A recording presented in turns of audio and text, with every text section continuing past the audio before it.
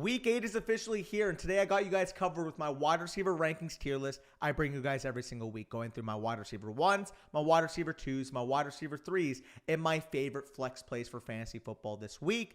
Wasting no more time before we get into the rankings tier list itself, we go through the will they play tier, and the guys on the will they play tier this week are Tyreek Hill, T. Higgins, DK Metcalf, and Ladd McConkey of the Chargers. So starting off with Tyreek Hill, he was downgraded to questionable after Friday practice with the foot injury he sustained. Mike McDaniel said he feels good about Hill's status for this game, but a late week downgrade in practice is never a good sign. Again, if you have Tyreek Hill, obviously if he plays, he's in your lineup. High-end wide receiver 1 expectations, but do monitor his status this weekend. Again, sounds like he's going to play, but it is a little bit wary knowing that he did come down with that injury very late in the week. T. Higgins, wide receiver of the Cincinnati Bengals, very similar case, came down with a late week quad designation. And it is a bit concerning that he has a history of soft tissue injuries. I mean, he was literally suffering from that hamstring issue at the beginning of the year. But with that being said, if he does suit up, very good game environment. Again, a little bit concerning that it did happen as late in the week as it did, but if he does suit up, he is a top 20 wide receiver for me. DK Metcalf, wide receiver of the Seattle Seahawks, he is listed as doubtful with the knee injury he sustained last week. I'm approaching this weekend without DK Metcalf. I do have him in the listener league. I'm expecting DK Metcalf to be out. Like you'll see later in the video, JSN, Tyler Lockett, going to receive a significant bump in value with Metcalf potentially ruled out. And then finally, Ladd McConkey, he missed practice all week prior to a limited session on Friday with the hip injury he was suffering through last week. He did end up playing in that Monday Night Football game, so it does look like Ladd McConkey should be willing to suit up this week. Again, and it is a little bit concerning, very inconsistent practice schedule this week. But if Ladd McConkey does go, I am starting him with top 40 level confidence. So if you're in a deeper PPR league, Ladd McConkey would still be making my lineup, assuming he suits up this weekend. But moving on to my top 12 wide receivers, and my wide receivers 1 and 7 this week actually already played on Thursday Night Football. Justin Jefferson at 1, Cooper Kupp coming in as my wide receiver 7. With Justin Jefferson, he gave you 19.5 PPR points, 9 targets, 8 receptions, 115 receiving yards. For Cooper Kupp, he gave you 16.1 PPR points, 8 targets, 5 receptions, 53 receiving yards, and a receiving touchdown in his return to the lineup. Both very good performances, very entertaining Thursday night game. If you add them in your lineup, you're at a very good spot right now. And similar to my wide receivers 1 and 7, my wide receivers 2 and 3 also play each other this week. Jamar Chase of the Cincinnati Bengals at 2, A.J. Brown of the Philadelphia Eagles at 3. Philadelphia traveling on the road to play the Cincinnati Bengals this week. Cincinnati is a 2.5 point favorite in this game. And with both these guys, this is a smash environment for your fantasy football assets. It is the second highest over under the weekend, and these sharps are smashing the over in this game. Chase is currently the fantasy football wide receiver 1 at this point, and Brown averages the most point per game in fantasy across the 3 games he's played this year. Both have very good matchups and have proven they are high-end wide receiver 1s. You're plugging them in. You're not worrying about them on a week-to-week basis. Next up is CeeDee Lamb of the Dallas Cowboys traveling on the road to play the San Francisco 49ers on Sunday Night Football. And if you've had CeeDee Lamb so far this year, hasn't really been the prettiest scene for him thus far. He's only averaging 15.4 PPR points per game and is the wide receiver 16 in points per game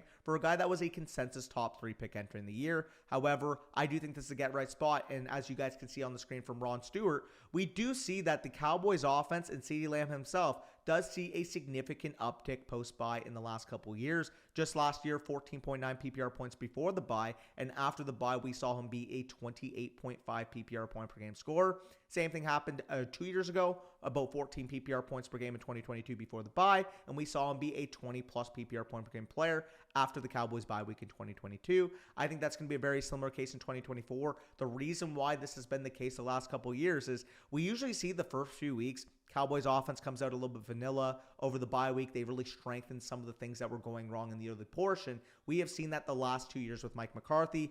I expect that to be the same, and as you guys will hear with my case for Jalen Tolbert, I do expect this to be a big-time bounce-back spot for this Cowboys offense. Next up is Amon-Ra St. Brown of the Detroit Lions, 27.25 implied Lions points this week at home against the Titans. And with Amon-Ra St. Brown, he has been the most consistent wide receiver in fantasy football this year, and despite a tough matchup against Tennessee, he is one of the few set-it-and-forget-it options on a week-to-week basis. Already mentioned a few of them in this video. Amon-Ra St. Brown is absolutely at that level. averaging 17.9 PPR points per game. He's gone over 20 plus points in 4 of his 6 games he's played this year. And he's the safest wide receiver in fantasy, given his role and given the offensive prowess of the Lions. And I guess you can consider Drake London as just being baby Amon-Ra St. Brown, because He has been absolutely dynamic in the role he's playing with this Atlanta offense so far. 24 implied road points for the Falcons offense.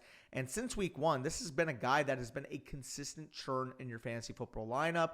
We have seen him go over double digits each and every game since then. And in the last 3 games in particular, has gone 18.3 plus PPR points in each of those 3 games. 28% seasonal target share. He's an alpha. This is a good offense. Welcome to high-end wide receiver 1 territory, Drake London. Number 8 is Malik Neighbors of the New York Giants. Only 15.25 implied Giants points this week, which is what's decreasing Malik Neighbors' projection. Because when you're looking at the overall volume that he commands in this offense, he has commanded a 30+% target share in each game since his first game in the NFL. Low implied offensive total, tough matchup against Joey Porter, like I mentioned. However, with Malik Neighbors, I'm just trusting his superstar level talent and the superstar level volume he's commanded. So I get it. Very tough matchup. Very low implied game environment for the Giants offense. But Malik Neighbors is a different beast. I think he's going to be able to get back to the levels he showed prior to the concussion. And then wide receivers 9 and 12 respectively, we have Jaden Reed of the Green Bay Packers and we have Brian Thomas Jr. of the Jacksonville Jaguars. Over 26 implied Packers points, about 22 implied Jags points in this game. With Jaden Reed, he's been great this year. Explosive, dynamic weapon in what's been a very good Green Bay offense. I love how Jordan Love's been playing. While Jaden Reed has been a little bit volatile at points, we have seen wide receiver 1 overall upside, ergo making him a wide receiver 1 on a week-to-week basis. And with Brian Thomas Jr., I understand this is a tough matchup, potential shadow coverage against Jair Alexander. However, overall offensive game environment in terms of the scoring situation, highest over-under of the slate. Sharps are on the over at a 77% rate. With Brian Thomas Jr., I'm trusting the talent, I'm trusting the role in this offense, and I'm trusting that this guy's been a top 8 wide receiver so far in his rookie year that I think we should start treating him as a star-level player. Stephon Diggs of the Texans comes in as my wide receiver 10 this week. He's commanded a 24+% target share in each of the last 2 games without Nico Collins on the field. And overall in the year, he is the wide receiver 12 in points per game. Offense didn't look great last week without Nico Collins, but we know Diggs is a hyper target on this offense. Takes a lot of the underneath work, kind of plays that Amon-Ra-esque role for this Texans offense. And against the Colts defense that he scored over 20 PPR points in week 1 against, I love the projection for Diggs this week. And then rounding out my wide receiver 1s, we go to Garrett Wilson of the New York Jets, traveling on the road to play the Patriots this week. 24 implied Jets points in this game.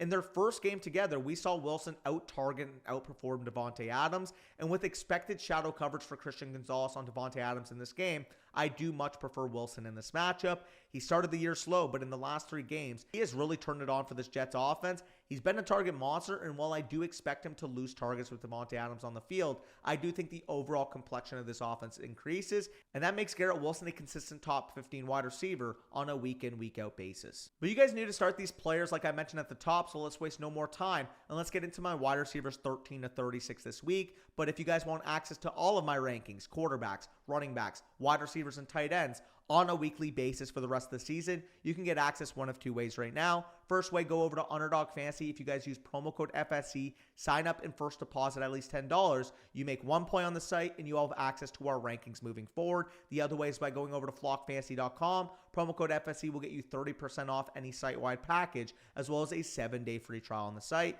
Make sure you get access to these rankings. They are the best resource for your 2024 fantasy football seasons. We update them every week. We get you pertinent info. You guys do not want to miss out. But with that being said, let's go on to wide receiver 13. And we got next on the docket DJ Moore of the Chicago Bears, traveling on the road to play the Washington Commanders in a spot where the Bears are implied for 23.25 points. And it was a down game for Moore in week 6, but with how the Bears offense has played in the last couple of weeks, I am very optimistic moving forward. And in a smash spot for their passing game this week against Washington, bottom 3 at guarding wide receivers this year, I expect Moore to bounce back in a big way. Obviously, if Jaden Daniels was ruled in on the other side, I'd even be more optimistic about the game environment. But with Jaden Daniels ruled out even still, I do expect this Bears offense to have their way with a struggling Washington defense. Wide receivers 14 and 17 respectively, we have Jalen Waddle on one end, and we have Marvin Harrison Jr. on the other end. Obviously, big-time matchup. Arizona implied for 21 points. Miami implied for 25.5 points as 4.5-point home favorites this week. With Jalen Waddle, I mean, all I got to say is welcome back to Tagovailoa. We were drafting this guy as a mid-end wide receiver 2 all offseason with the hopes that with this dynamic offense led by Tua, he would be a big-time explosive piece. However, with Tua out of the lineup, he has not crossed over double-digit PPR points since. However, Tua's back, and I expect that same thesis that we had in this offseason to apply moving forward. advantageous matchup against Arizona, I think Waddle gets back on track. And I know the comments are already typing up right now. How do you have Marvin Harrison Jr. this high? He's been a bot in my lineup for the last few weeks. And I understand it. We do need to see Marvin Harrison Jr. playing better moving forward, but I still know the prospect I saw at Ohio State, and I trust the volume for him to potentially bounce back. It hasn't been green flowers? Absolutely fucking not. He has not played well. He has not looked good in the last few weeks. However, like I said, I trust the volume. I trust the player himself to work out of this funk. So while it is concerning that he has not played well, and I would be willing to drop him if he has another dud performance, I trust Marvin Harrison Jr. to bounce back, hence why I have him pretty aggressively ranked at 17. Wide receiver 15 for me is George Pickens of the Pittsburgh Steelers, playing host to the New York Giants this week, 21.25 implied Steelers points, and Pickens just had his best game of the year against the Jets, and with Russell Wilson starting, I truly think that unlocks George Pickens' fantasy value. We know Pickens what he is, vertical X wide receiver, can work on the boundary. Justin Fields was really limiting the passing offense, and we saw in 1 week of Russell Wilson, him take the chances deep to George Pickens. George Pickens looks the best he has in his career, 30% seasonal target share. And with Russell Wilson supporting him now at quarterback, I do expect him to be a wide receiver 2 moving forward. Like I said, this is the best he's looked across his career. Target commander, air yard share, all of that. If he consistently proves that what he did on Sunday Night Football is not a fluke in the box score, I think he's here to stay for the rest of the season. Devontae Smith of the Eagles comes in next. I mentioned the game environment already when I talked about Jamar Chase and A.J. Brown, and I think, of course, that stays the same for both Devontae Smith and T. Higgins if he suits up in this game. Very bad game last week for Devontae Smith. However, we know what his role is. Main slot wide receiver, very high pace, very high scoring offense. And although I think A.J. Brown is the clear alpha on this team, I think Devontae Smith is in a very good bounce back spot against what's been a struggling Cincinnati defense. And next up is Deebo Samuel of the San Francisco 49ers. Big time Sunday Night Football game. My beloved Dallas Cowboys. Deebo Samuel is one of the toughest names to gauge right now because obviously on one hand, very, very good game environment, very high implied offensive total for the Niners. On the other hand, I have flashbacks to what happened last Sunday. Demario Douglas dealing with an illness, ends up playing the first drive, gets limited for the rest of the game. Obviously, right now, we know Deebo Samuel is dealing with pneumonia. By all accounts, it does sound from Kyle Shanahan that he should be ready to play on Sunday night. He actually was quoted as to saying, he's improved every day, and I expect that to continue on Sunday. So, again, it doesn't sound like he's fully 100% yet, but based on that quote from Shanahan, he does expect Deebo to not be limited by Sunday. So if you do have Deebo, monitor what's going on, read all the reports, but it does sound like he won't be limited on Sunday. However, given the knowledge that I have right now, I do have to downgrade him a little bit in my rankings. Next up at 19 is Chris Olave of the New Orleans Saints. Very overall bad situation right now with New Orleans. 17 implied points on the road against the Chargers. Backup quarterback yet again with Spencer Rattler starting, given the fact that Derek Carr is out. However, with Chris Olave, the main thesis that we had for him coming into the year is that he would be a target commander on a bad offense. And I think that could very much come to fruition moving forward with Rashid Shaheed ruled out for the rest of the season. At the beginning of the year, this was a good offense, except Shaheed was taking a ton of volume from Olave. Now I think there's an opportunity for him to be a clear-cut alpha on this offense. Think of Deontay Johnson with Carolina, for example. The last few weeks, he's very good, consistent wide receiver 2. I can expect that type of upside for Chris Olave. Again, it is a little bit of a projection because he hasn't commanded that type of volume so far this year. But like I said, with no Shaheed, I think he can elevate back to that expectation. And then next up is Zay Flowers of the Baltimore Ravens, 26.75 implied Ravens points to play the Browns this week. And he's a very interesting case. I view him as a volatile low-end wide receiver too because on one hand, the 2 weeks prior to last week, he showed a ton of upside. However, last week and multiple times this year, when the Ravens get that ground game going, Flowers has shown an extremely low floor. So again, because of the upside, I think he has to be a top 24 option. But if the Ravens get going, run the ball early against the Browns, develop, a 10-point, 14-point lead, I am very concerned about the overall volume Flowers could see in this game. And Amari Cooper comes in next, his second game as a Buffalo Bill, and we saw him be very limited in his first game as a Buffalo Bill, only 34% of the routes. However, we saw the involvement, we saw the dominance when he was on the field. 42% targets per route run rate, 16.6 PPR points on only 34% of the routes, and now gets a Seattle defense that quietly in the last few weeks has been very exploitable from good offenses, and that is exactly what I view the Bills to be. I think he gets a full route diet. I think we could potentially see Amari Cooper have his best game of the season. Except at 22 is Devontae Adams, and like I mentioned with Wilson, there is potential shadow coverage here against Christian Gonzalez. And that is absolutely the downside case. He could potentially, get wiped out. Very good corner with Christian Gonzalez. I'm not taking anything away from Gonzalez. However, the upside case here is that with another week down in New York, we could potentially see the buddy ball we've seen from Rodgers and Adams in the past materialize moving forward. Again, not my expectation. I do still think Wilson is the one on this team, but there is still a very real possibility when Rodgers is facing pressure, he goes to the most reliable target, and for him, that could potentially be Davante Adams, given the history we have seen between them. Next up at 23 is Tank Dell, and while it was a down week for this overall Texans offense and Dell himself, I do think this is a big-time bounce-back spot against Indy. I do prefer Diggs straight up like you guys would have already seen him in this video. However, we saw Dell outperform him just 2 weeks ago. And while I do have some question marks about him playing as well as he did last year, no Nico Collins in the lineup, and with my trust in Stroud in this passing offense bouncing back, I view Dell as a low-end wide receiver 2 this week. And then my wide receiver 24 was Puka Nacua, obviously played on Thursday Night Football. The reason why I had him at 24, very inconsistent reporting in terms of how many snaps he would play.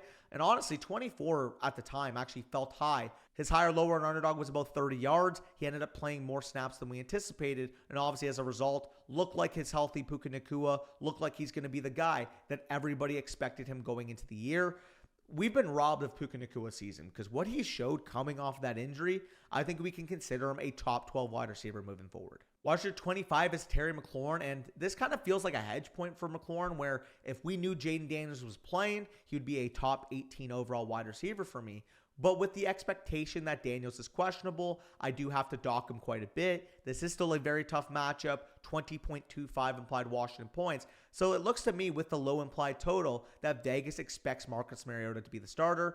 Again, I'm hedging at this point. If Mariota is the starter, I view Terry McLaurin as a wide receiver 3. But of course, with Jaden Daniels in the lineup, he was a top 18 wide receiver each of the last 4 weeks prior to him getting hurt. And ironically, the next 3 wide receivers I actually talked about on Friday's video, but we'll start off with Darnell Mooney of the Atlanta Falcons, 24 implied points like I mentioned with Drake London this week, going up against Tampa Bay. And with Darnell Mooney, he is in an absolute smash spot against the same secondary that he was the wide receiver 3 overall just a few weeks ago. I trust this Falcons passing offense. I trust Darnell Mooney's involvement. A 22% seasonal target share this year. And we know, like I said, Tampa Bay is the definition of a pass-funnel defense. Since Vita Vea has come back, you can't run the ball on them, but you can absolutely pass the ball. And I expect that to be the Falcons' game plan this week going up against that Hallwell unit. Wide receiver 27 is Demario Pop Douglas of the New England Patriots. Like I said, talked about him on yesterday's video, so you guys would know the whole spiel if you watched it. However, with Pop, it's pretty simple to me. When he's been on the field, he has commanded 30+% of Drake May's targets. And I get it is a tougher matchup on surface level, but Douglas is the clear Patriots wide receiver 1, and I truly just believe in Drake May fully elevating this offense. We have seen Drake May in the last 2 weeks be a big-time positive, big-time infusion piece for this Patriots offense. And although Vegas doesn't quite respect them with that 17 implied total, I do expect more moving forward. So with Demario Douglas, number 1 wide receiver, 30+% of the targets from a quarterback I really believe in, hence why he's in my top 30. 28 is Romeo Doubs of the Green Bay Packers. Big-time smash environment, another name that I mentioned on yesterday's video, but the Jaguars are currently the single worst defense at guarding opposing wide receivers so far this year. Romeo Doubs in the last 2 weeks has scored over 17+ PPR points in each of those games. He plays the most snaps of the Green Bay wide receivers, 89% of the routes this year. So although Romeo Doubs is probably the least sexy of the group, like obviously you look at, Jaden Reed, you look at, Dontavian Wicks, you look at Christian Watson.